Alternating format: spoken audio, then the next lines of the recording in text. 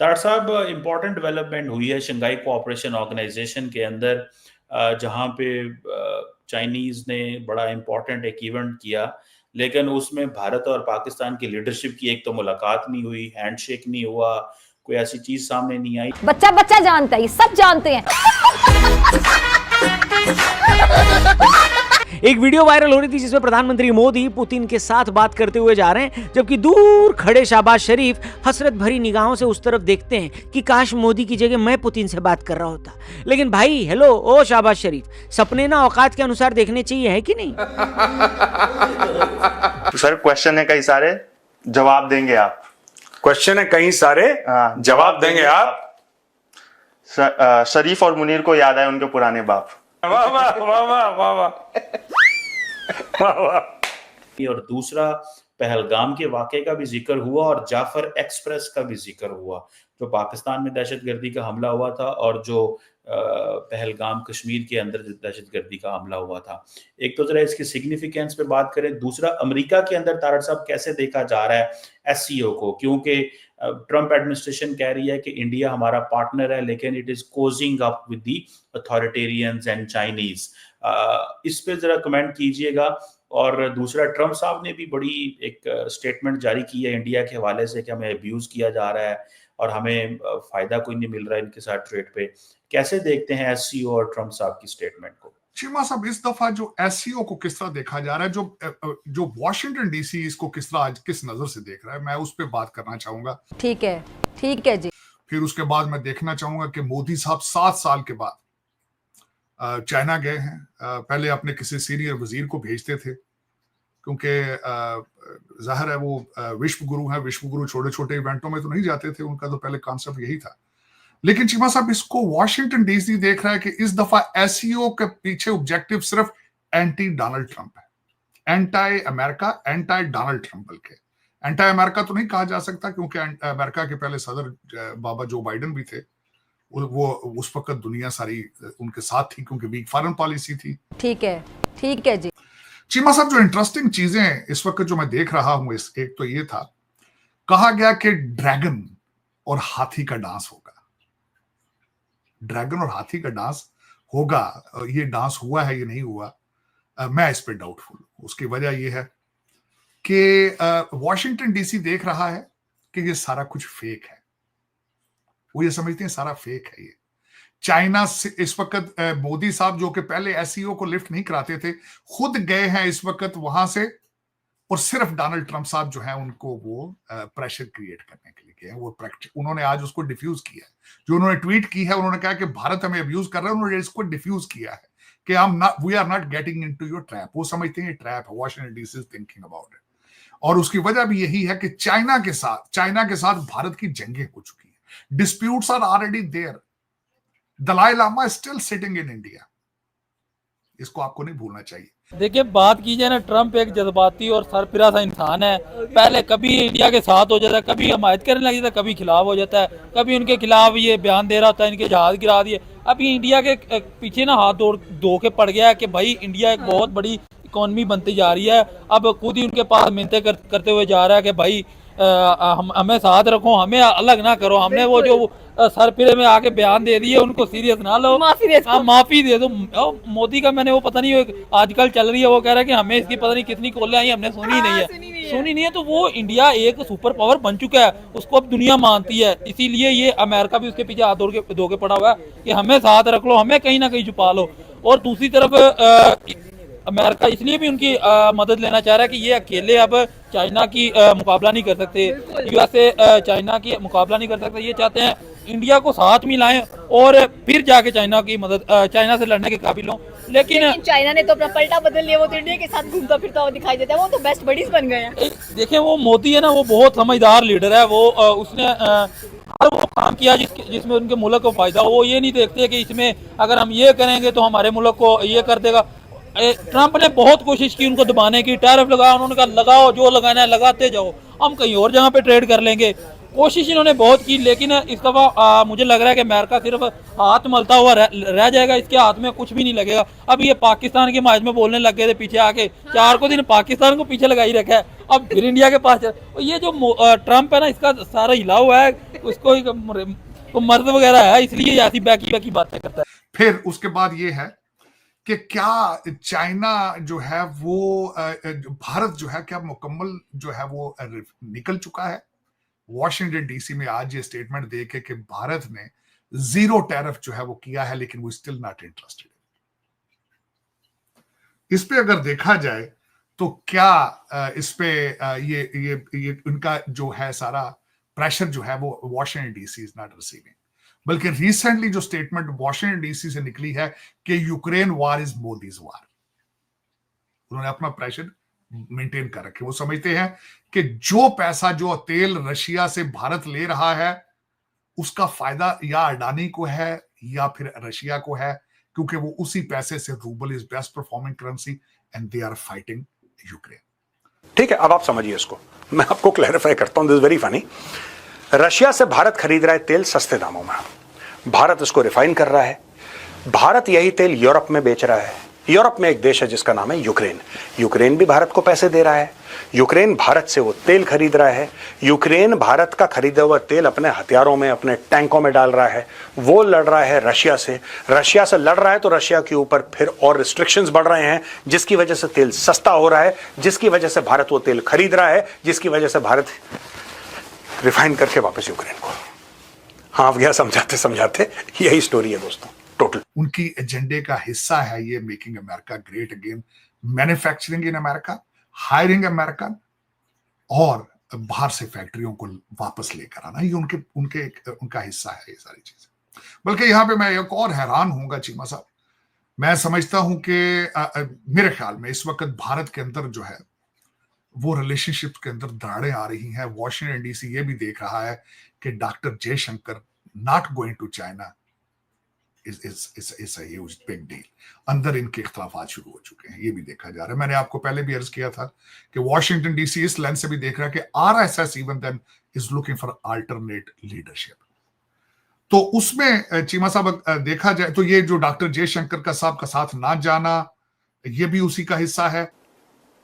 20 world leader गए, किसी का आर्मी चीफ नहीं गया, किसी का नहीं गया ना, वही मैं पूछा हूं जी, किसी का नहीं गया, सिर्फ पाकिस्तान का आर्मी चीफ क्यों गया? उसका बहुत बड़ा कारण यह है कि वहां पे बुलाया था हेड्स ऑफ स्टेट को, बिल्कुल, जो मुखिया हैं देश के मुखिया। किस बेवकूफ गधे को लगता है कि शहबाज शरीफ पाकिस्तान का मुखिया है, या पाकिस्तान का जो हेड ऑफ स्टेट है वो शहबाज शरीफ है या जरदारी है? किस बेवकूफ को लगता है? बेवकूफ और गधे की बात करी तो पाकिस्तानियों को ही लगता होगा सर। पाकिस्तानियों को भी नहीं लगता है। अच्छा, उनको भी नहीं लगता। देखो,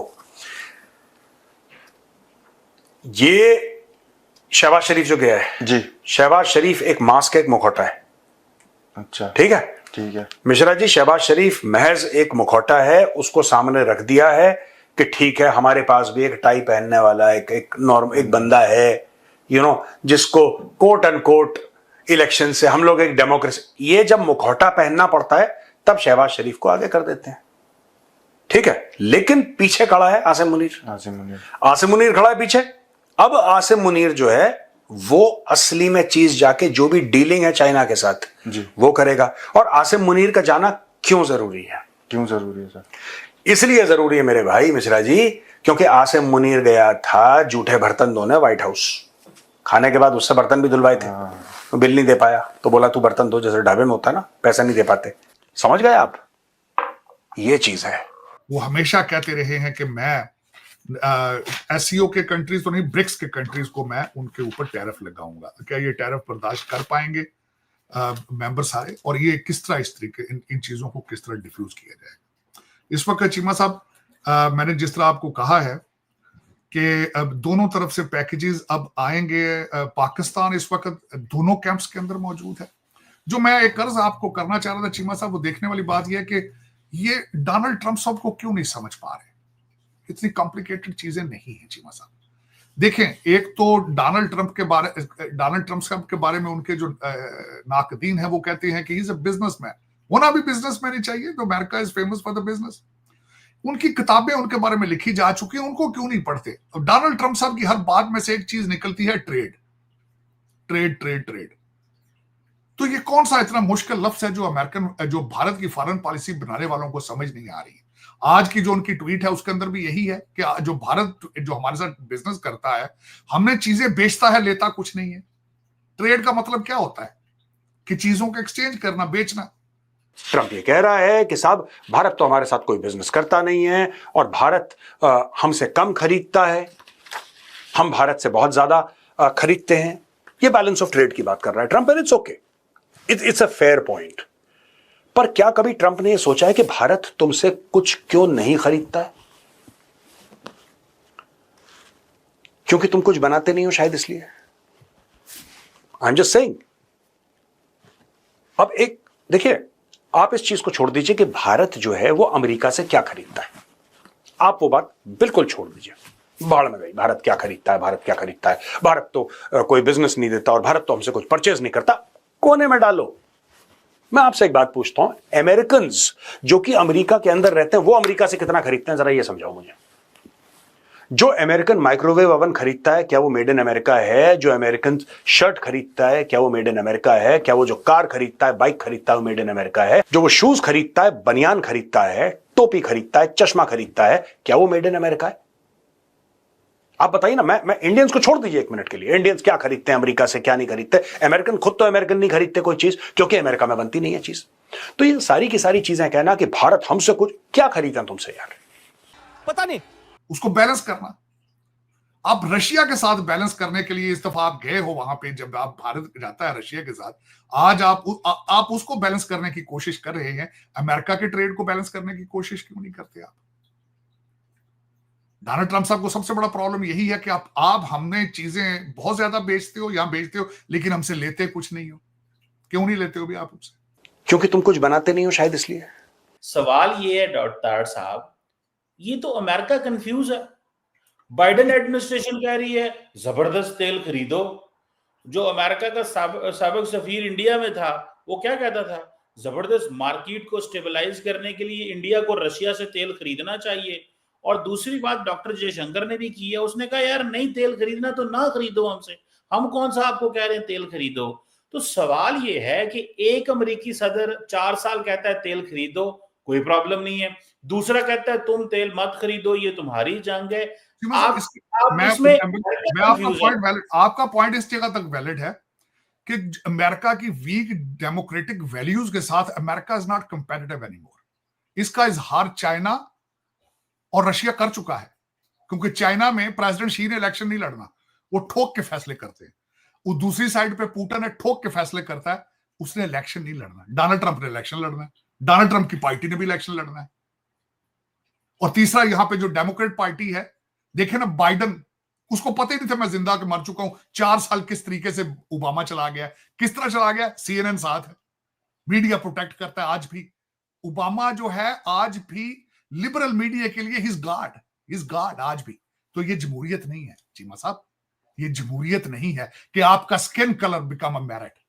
स्किन कलर, मैं ये गारंटी कर देता हूं, under the democrat presidents America में तरक्की करने के लिए you have to be a colour person, gay और लेस्बियन। उसके बगैर आप तरक्की नहीं कर सकते। आपका सेक्सुअल प्रेफरेंस, आपके sexual priorities, your skin colour become a merit, and that's what the America is about. कि आपकी एबिलिटी नहीं, दिमाग नहीं है। आज देख लें आप अपॉइंटमेंटें देख लें बाइडन की और ओबामा की, देखें जरा आप। सेक्रेटरी ऑफ आपका ट्रांसपोर्टेशन कौन था? मैं शायद को अगर बच्चा देख रहा है मैं उसको कहूं जो अंडर एज नहीं देखना चाहिए। चीमा साहब वो छुट्टी पर चला गया था प्रेगनेंसी की, क्योंकि उसने एक बच्चा अडॉप्ट करना था। फिर उसने ये किया कि यहाँ पे आर्टिफिशियल चेस्ट लगा के उसने तस्वीरें खींच के डिपार्टमेंट ऑफ ट्रांसपोर्टेशन बहुत बड़ा हर एम्प्लॉय को भेजा है कि I am on maternity leave. Secretary, और इसको लिबरल ये कहते थे, आज भी ये कहते हैं he is an ideal to become an American president. बूटाचे चीमा साहब, तो देखें दो चीजें। खैर डिके शुरू हो चुके। डिके ये होता है कि जो सुपर पास गिरती है एक दिन में नहीं गिरती, इंटरनल इश्यूज की वजह से गिरती है। इंटरनल इशू हमारा बन गया था जिस दिन बराक ओबामा यहां सदर बना था, इंटरनल उस दिन डिके शुरू हो चुका था। चीमा साहब, जितना अमेरिका को नुकसान बराक ओबामा ने पहुंचाया है, मेरा ख्याल में आज तक किसी अमेरिकन, बल्कि डोनाल्ड ट्रंप ये कहते थे हमेशा कि जिमी कार्टर खुशी से मरेगा। कि मुझसे बुरा भी कोई सदर आया होगा। और वो कौन था? बराक हुसैन ओबामा था। उसने वो यहाँ पे मेरिट की धज्जियां उड़ाई, जहां अपोलोजेटिक जाते ही पहले तो पैरी पे आया सी ना, कहना सी 250 साल हुकूमत की, सन माफी दे दो प्लीज, माफी दे दो। चीमा साहब मेयर रिसीव करता था, रियाज का मेयर सऊदी अरेबिया के अंदर, और वो रिसीव करता था, लेट जाता था उनके सामने जाके, इतना झुकता था, घुटनों के पल हो जाता था ऑलमोस्ट। तो चीमा साहब दिस इज नॉट हाउ। पता नहीं हार्वर्ड ने बड़ा बदला लिया, मैं जिसने भी बदला लिया, और उसने पूरे 12 साल चीमा साहब इस कंट्री के साथ वो के 22 मिलियन क्रिमिनल्स उसने यहां पे बुलाए हैं, 22 मिलियन क्रिमिनल्स। बॉर्डर इस तरह खोले हैं उसने कि तौबा तौबा तौबा। चल, इन्वेजन थी चीमा साहब, उसको इमिग्रेशन नहीं कहा जाता, इन्वेजन। हाँ, उसका ड्रीम क्या था? अमेरिका को डेमोक्रेट पार्टी बनाना, रिपब्लिकन पार्टी को परमानेंट खत्म करना। देखिए, आखिरी बाबा बाइडेन की आखिरी 2 चालें क्या थी कि ग्रीन कार्ड के ऊपर वोटिंग राइट्स दिए जाए, और फिर दूसरे सारे काम छोड़ के जितने 22 मिलियन बुलाए गए हैं उनको जल्दी से जल्दी ग्रीन कार्ड दिए जाए। ये बाबा बाइडेन, जिसके बारे में कहा जाता था कि उसको सिर्फ सुबह 10 बजे से लेकर 5 बजे तक होश होता है, ये मैं नहीं कह रहा हूं, वॉशिंगटन पोस्ट में आया था एक आर्टिकल, ये भी आया था कि उसके सारे सिग्नेचर, उसकी सारी चीजें जिल बाइडेन करती है, या उनके घर के अंदर कोई मुलाजम है उनका हिस्पैनिक, वो सारा कुछ करता है। वो तीसरा बंदा बराक ओबामा था, कैबिनेट सारी वो बनाता था, याशी मौज में उड़ाव करना से। तो चलो चीमा साहब, तो उसको चीमा साहब मुझे ये बताएं, डोनाल्ड ट्रंप को कितना अरसा हुआ है? तो वो सारा कुछ ये साफ कर देगा 12 साल का जो सारा मैस है, 12 साल का मैस। बल्कि अमेरिका नहीं कंफ्यूज चीमा साहब इस वक्त, मैं इतला अर्ज करना चाहता हूं, दुनिया अब कंफ्यूज है ना। मोदी साहब मौजा मार दे सन, मोदी साहब जफे मार सन साहब, माय फ्रेंड डोनाल्ड ट्रंप नहीं लग रहा। वो कहता है is a very good friend of mine but he has been abusing us. आज को उसकी ट्वीट क्या है? उसने कहा India has been abusing us for the decades. हमें बड़े अरसे से अब्यूज कर रहा है, हमसे लेता कुछ नहीं, हमें देता सारा कुछ, अपनी मर्जी का टैरिफ लगा रहा है। आज उसने यही ट्वीट किया। दुनिया कंफ्यूज है चीमा साहब कि ये क्यों हो गया। चाइना भी कंफ्यूज है, रशिया भी कंफ्यूज है, सारे कंफ्यूज है कि यार ये पहले तो हम तो व्हाइट हाउस में इस तरह तो नहीं था, पहले तो बाइडेन था, बाइडेन के पीछे वो तो उसको तो पता ही नहीं था, वो तो खड़ा खड़ा पेशाब कर देता था चीमा साहब।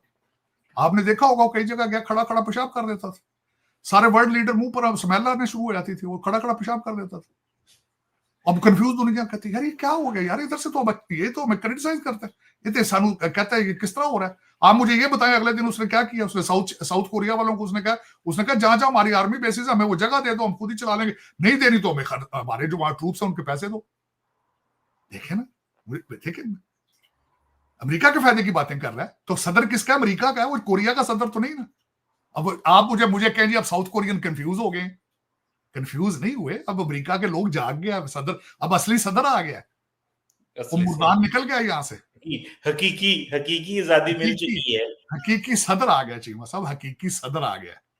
लाहौरी दिमाग है, छोटा दिमाग है, लाहौरी लोमड़ी होता है।